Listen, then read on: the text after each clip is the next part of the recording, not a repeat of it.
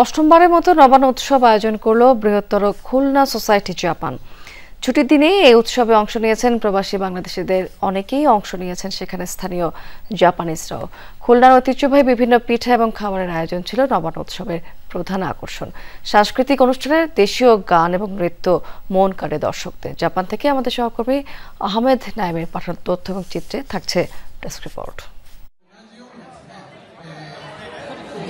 নবান্ন উৎসব যা বাংলাদেশের গণ্ডি পেরিয়ে উদযাপিত হচ্ছে জাপানেও। ৮ বারের মতো বিদেশের মাটিতে এ আয়োজন করেছে বৃহত্তর খুলনা সোসাইটি জাপান।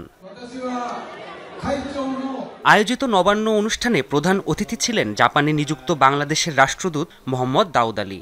অন্য অতিথিদের মধ্যে উপস্থিত ছিলেন বৃহত্তর খুলনা সোসাইটি জাপানের সভাপতি জাকির জোয়ারদার এবং সাধারণ সম্পাদক তাসবির আহমেদ তুহিন। এছাড়াও দেশটিতে বসবাসকারী বাংলাদেশি কমিউনিটি ও বিভিন্ন সংগঠনের নেতাকর্মী সহ স্থানীয় বাসিন্দারা উপস্থিত ছিলেন।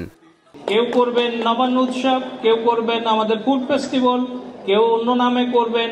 তাহলে প্রতি ২-৩ মাস অন্তর যদি একসাথে হয়ে অনুষ্ঠান করা যায়, একসাথে মিলেমিশে, তাহলে মনে হয় আরো বেশি ভালো লাগবে। দল মত ভেদ করে সবাই এই অনুষ্ঠানে উপস্থিত ছিল। অনুষ্ঠানটা সাফল্য কামনা করার জন্য যারা এসেছে তাদেরকে ধন্যবাদ জানাই। আগামী বছর আমাদের ধারাবাহিকতা বজায় রাখার জন্য আমরা চেষ্টা করব। জাপানেও নতুন ধান উঠছে। এখন এই সময়তে আমরা আগে করে আমাদের মা চাচিদের যে পিঠার উৎসব দেখছি আমেজ, ওই আমেজটা উঠে ধরানোর জন্যই নতুন প্রজন্মকে আমরা এটা উপহার দেওয়ার জন্য আমরা কাজ করে যাচ্ছি। সাপ্তাহিক ছুটির দিন হওয়ায় এদিন প্রবাসীদের সমাগম ছিল চোখে পড়ার মতো। আয়োজনে নবান্ন ভোজ ছাড়াও খুলনার ঐতিহ্যবাহী পুলিপিঠা, চিতই, ঝালকুলি, পায়েস, নাড়ু, ক্ষীরে ভরা পাটিসাপটা আর তেলে ভাজা পিঠে সহ হরেক রকমের দেশীয় পিঠার পসরা সাজিয়ে বসেন প্রবাসী বাংলাদেশিরা।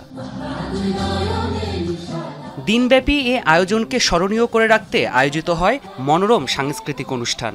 দেশীয় ঐতিহ্যের গান আর নাচে মুখর হয়ে ওঠে নবান্নের এই অনুষ্ঠান। অনুষ্ঠানের শেষ পর্যায়ে গান আর নৃত্য পরিবেশন করে জাপানের সাংস্কৃতিক গোষ্ঠী মাদল এবং উত্তরণ।